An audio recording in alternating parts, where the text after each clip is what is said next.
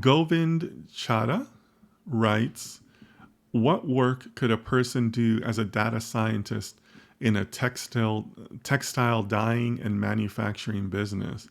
Oh, that's a good one. So Govind, are you asking this because you're involved in that? That's your line of work, or maybe your family owns a factory around this or something? Would love to hear the background on that. And then this is also a great question for the chat. Maybe somebody in the chat has some experience with this. Um, what I what I usually would tell a client in this situation, right? Because I get clients that approach me with similar things like this,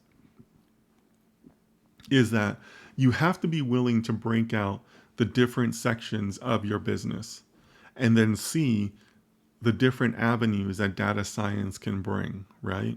Because it'd be very easy to get focused in on only one solution.